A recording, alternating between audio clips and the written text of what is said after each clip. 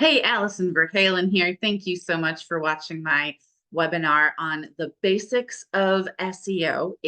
By the way, SEO, I believe I covered this later. If you are not familiar with SEO, it stands for search engine optimization.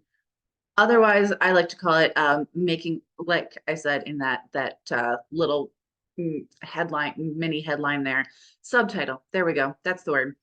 Beginner's Guide to Making Friends with Google. So I refer to SEO as just making friends with Google, right? Even when you break it down, people go, what does SEO mean? And I say search engine optimization, and I still get a lot of blank looks. So to break it down even further, I say, make Google your friend, convince Google, yes, this is high quality content that answers the questions people are asking, specifically these questions, which I'll get into a little bit later, right? So Google, there's tons of content out there. So how can you get Google's attention, get people to your website, convert them, all that good stuff. The converting them part, that's a whole other topic I will cover in another video.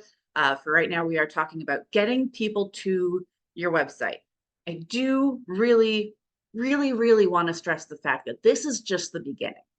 I am so frustrated with all of the SEO people out there that I hear talking about driving traffic, driving traffic, driving traffic. That's the end of my job. That is not the end of my job, right? Because getting people to your website is just step one. Then you have to convert them.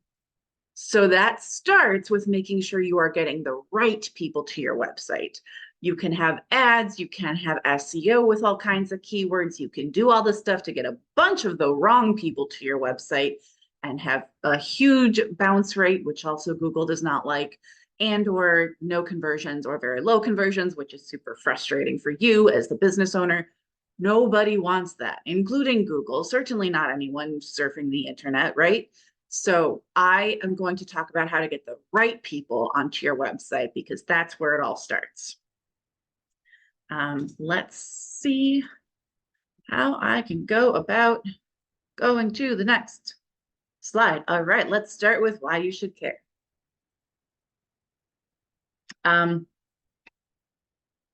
Organic search tends to be the primary source of website traffic. Think about the last time you saw something, heard something, learned about something, and wanted, I want to know more about that information, or I want to know if that's true.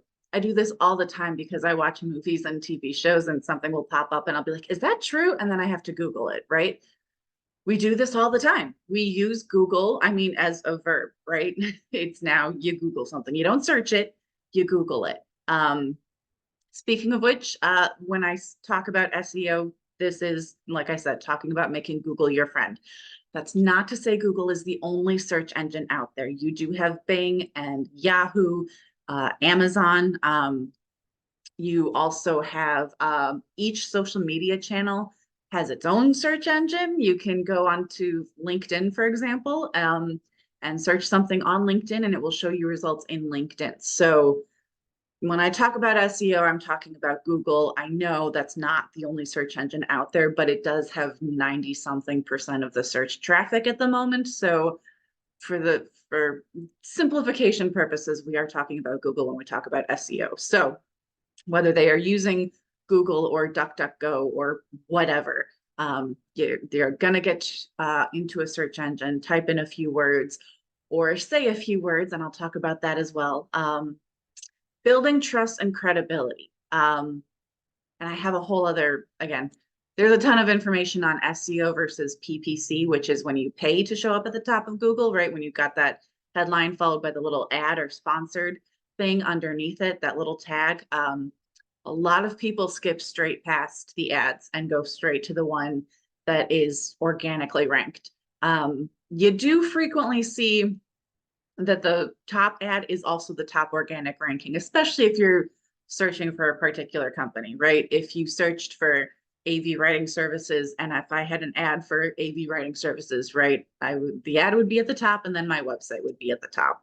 But a lot of people go straight past the ads to the top ranked because they know that Google does a really good job of verifying content, making sure it's high quality, making sure it actually answers their questions before it will rank all of that. So building trust and credibility. Yeah, I know there's a ton of misinformation online. I'm not, no one is disputing that.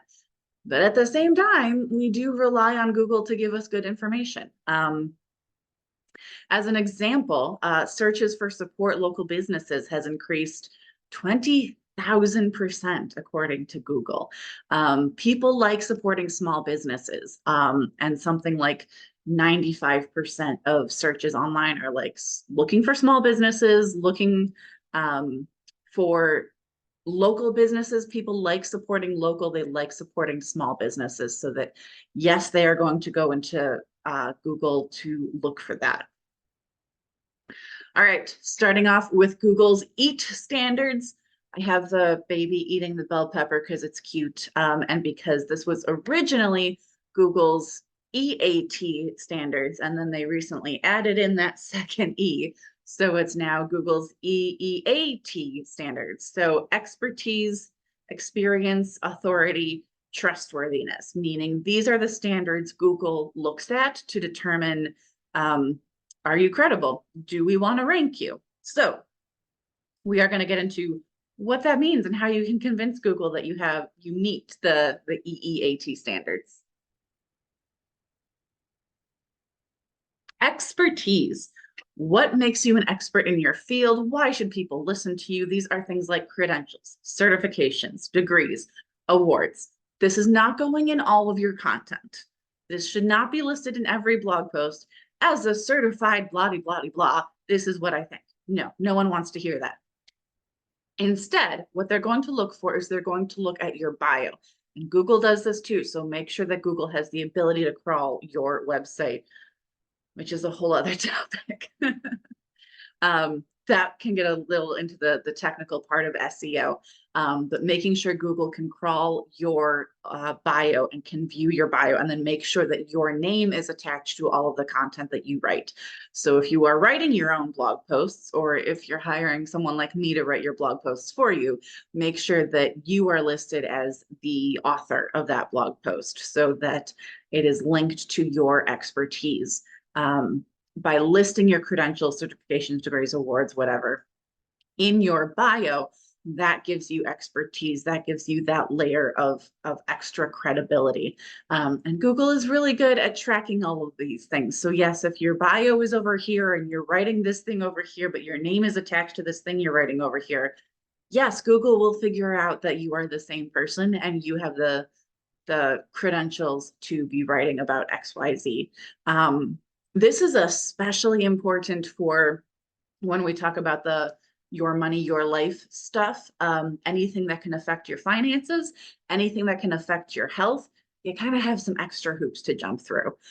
So it's really important for anyone writing in those industries to list their credentials, certifications, anything they have to say, yes, I actually know what I'm talking about. I'm not just pulling this out of my butt, right? That's because Google does not want to point people towards information that could potentially damage their lifestyle, their livelihood, their life savings, or damage their life and actually have them, be harmed physically or even die. So Google does not want to be responsible for that. So you have to jump through some extra hoops to convince Google you're legit before it's going to rank you for searches with that kind of content.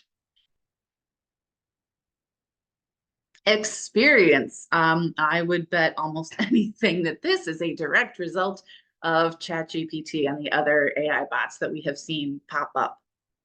What is your personal experience with this industry, this technology, this issue, that whatever it is you're talking about? What experience do you have that speaks to it, right? So, for example, I was just in a networking meeting this morning where someone, a couple people, lawyers, were talking about things to get in place as far as for your estate planning, right? Your will, your power of attorney, your living will, all of that stuff, getting it all in order, and then things to do and not do. And they were able to talk about specific clients they have dealt with. No, they were not naming their clients, but they could describe a situation that they have helped their clients through that was more difficult because they were doing something they shouldn't be doing. or because they didn't do something they should have been doing. So by having that real world experience, A, it makes you more credible. B, it's a story. Tell us this, like you can give us all the facts and statistics and what should I be doing and the checklists, and that's great. It's also really boring. And as much as we know that it's important, we are gonna tune out. It's just a fact. That's just what happens. But tell it to us in a story, and suddenly we understand the real world application of what you're telling us. Now we're tuned in. Now we're paying attention. Not because we didn't care before, but just because our brains are not wired to just take in information in bullet points, right? We are designed to listen to stories, to pay attention to stories, and to remember stories. We're not going to remember all the facts and statistics. We're going to remember that story, though, especially if it's a good story. So talk up your experience, convince people you are not a robot, and also make sure that you are, again, you're credible. Authority. What credentials do you have? This is the title of my book because there is nothing that says authority like being able to say that you literally wrote the book on the subject. So I have literally written the book on content marketing, which still kind of blows my mind to say. Any published books you have, any public speaking gigs that you have, backlinks. So this is super important for your SEO. A backlink is when another website links back to your website. That is them people talk about it being like a vote for your website. I don't think it's a vote. I think it's more personal than that almost, because they are recommending your site to their whole audience, right? It's like, I'm gonna pick on Mary Wu, who is, because I know her, so I know I can pick on her, right? It's like Mary Wu saying, hey, I'm awesome, come check me out, versus, I know all this stuff about LinkedIn, versus me saying, yeah, no, you really should talk to Mary Wu because she knows all about LinkedIn. That's that backlink, right? That's that social proof. It's not just you talking yourself up. It's someone else saying, yeah, no, this person really knows what they're talking about. You should absolutely talk to them on this subject. We as humans tend to value that referral more than anything anyone can say about themselves. Same goes for Google. Google knows you can talk about yourself all day long. You can talk about this topic all day long, but what are other people saying about you? Are other people using you as a reference? If so, that goes a long way towards convincing them to work with you. So I do have a whole other presentation on how to get more backlinks, because that's its own thing. But it is a super important part of SEO, is getting those backlinks. Trustworthiness. How does Google or your reader know they can trust what you say? So consistency. First of all, Google is getting better and better at determining high quality content.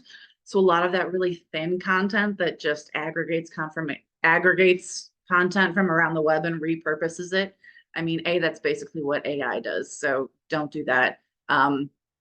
Even before AI, before ChatGPT and stuff, there were a lot of people doing that kind of writing.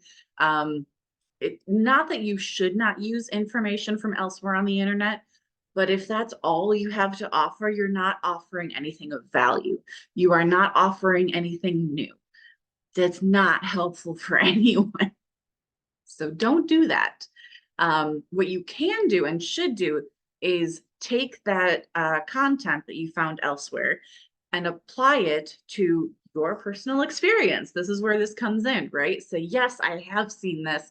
Here's what happened. Or, I'm hearing talk about such and such, but that's not really what I'm seeing over on my end. Here's what I'm seeing instead. That personal experience is, again, going to go a long way towards convincing Google to trust you, as well as the real live people who find your website.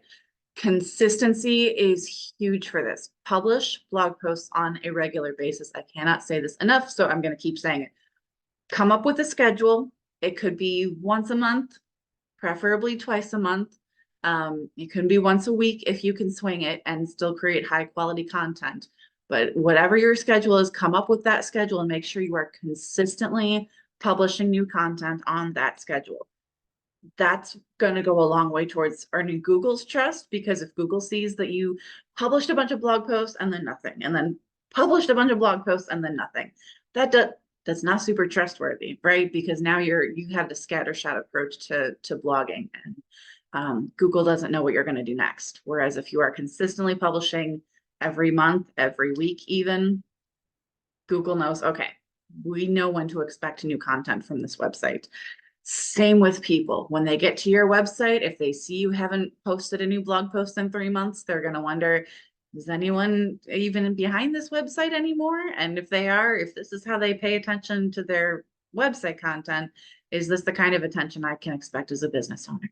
And no one wants that. So make sure you are building up that consistency to build trust. Let's talk about the things your website needs. Caveat here, I am not a website designer. I am not a website developer. I am not the person to talk to about this stuff. But these are some of the basics, and a lot of these are things that you can handle yourself. And if you can't handle it yourself, talk to your web developer. First and foremost, SSL certificate. I am picking on my friend Michelle here because, again, she's a buddy, and I know that she will. She's good with this. If you can go to her website, which is it is znbconsulting.com. Right before that link, it says not secure.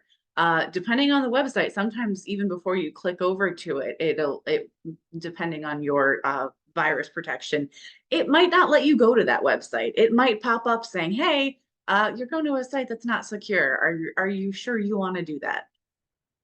If you're going to a site like Pixabay, which I have over on the other side, you see that lock icon, which has recently changed. It's now no longer a lock icon. It now looks a little bit different. The other way to look is if you copy the URL and paste it into, another space or a Word document or whatever, you're gonna see HTTP and then the colon and slash if there is no SSL certificate. HTTPS colon slash means that there is an SSL certificate, and I forgot what SSL stands for, but basically it means secure. It means any information going into this website is encrypted before it gets over to the server, which makes all that information more secure. You might be wondering, well, I don't take credit card information or payment information of any kind on my website, so why do I need to care about my SSL? Because Google cares. Google cares regardless of what you're doing on your website or whether you're collecting information or how much information you're collecting. Google wants that SSL certificate. If you don't have it, it's not going to rank you because it doesn't want to direct its users towards websites that could potentially leave their information vulnerable. So, and keep in mind, if you have a newsletter and you're collecting email addresses, that's information you're collecting from people visiting your website. So it doesn't have to be payment information. It could just be contact information that you're collecting for your own personal use that you have no intention of sharing or selling, but maybe some bad actors online have the ability to go in and steal that information and then they can go sell it. So that is why you need an SSL certificate. Load speed. Yes, Google measures how quickly your website loads. 3 seconds or less is ideal. That is no time at all, really. But we have become creatures of instant gratification. We want something, we want it now. And the more stuff goes online, the more we have streaming and all kinds of stuff that we can access online, the more we become like that because we now live in a world that satisfies that craving to have everything I want right now. If your site takes too long to load, people can just click away. That is the thing. You have to remember that you are never the only person doing what you do. They can always get the same information somewhere else. So if you make it too hard or make them wait too long to access your information, they will click away and go somewhere else. So make sure your load speed. By the way, I meant to mention this on the SSL certificate. That is usually comes standard with any hosting fee. Whether you use Bluehost, I know it comes pretty standard with them. I use Lyrical Host, which I know it comes standard with them. So check your host and make sure that your deal comes with an SSL certificate. Installing it might be a different matter. So do make sure that it's installed. when it comes to loading speed, images and video are awesome. Yes, you need images and video on your website. We are visual creatures. We like seeing the real live faces, right? So absolutely incorporate them into your content. On the other hand, they slow down your load speed. So if you notice that your speed, and by the way, there's all kinds of tools you can use online to measure the speed of your website, how long it takes to load. So keep that in mind. Images and video are the first thing that you should really seriously look at if it's taking a long time for your content, for your website to load. Do you have too many images and or videos? Do you have really large images, really long videos? All of those things can make it, again, impact your load time. You can, if you have a video, you can put it up on YouTube and then use it, embed the link into your website. You just put the link in and the video is embedded from YouTube into your site, which I believe does not impact your load speed. So do that if you can. But look at your images and video as one thing to consider. The other thing, if you've cut down all your images and video and you're still having slow load speeds, absolutely have someone, again, talk to your web developer. Maybe there's something on their end. It could be the servers are having an issue. It could be a variety of things. So talk to them about that. Backlinks, internal backlinks versus external backlinks. So I did talk about the external backlinks, right? When someone else links to your website saying, hey, yes, this person is credible. That's also organically driving traffic to your website. If they are referencing your website, your blog post, let's say, in their blog post, if people are reading and they want to read more, they're going to click on that link and go to your website. So it's also a way to just organically drive traffic because they are increasing your visibility in front of their audience, which is a reason that external backlinks are awesome. Internal backlinks are when you link to your own website within your content. So forget the table of contents here, but I used my own website as an example here, right? So I've already covered how to write great headlines over here. So this is an internal backlink, whereas over here, I was talking about how most people skip the ads and go straight for the content that ranks organically because they see it as more credible, right? So this is an external backlink that I can't remember what it goes to, but I was using that as a reference to say, hey, I'm not pulling this out of my butt. This is where this is coming from. But you better believe I used a credible source that I trust and believe in sending my audience to. So that is external versus internal. Internal backlinks do count for something. It's not like Google goes, oh, they're only referencing themselves. You know, who cares? That doesn't count for anything. That's not true. Internal backlinks can drive traffic to different pieces of content, especially if you are using content pillars, or content clusters. The terms are interchangeable, right? So it's when you have one massive piece of content that covers a particular topic, and then you have smaller pieces of content, not super small, like still blog post length, but they're not like ebook length, right?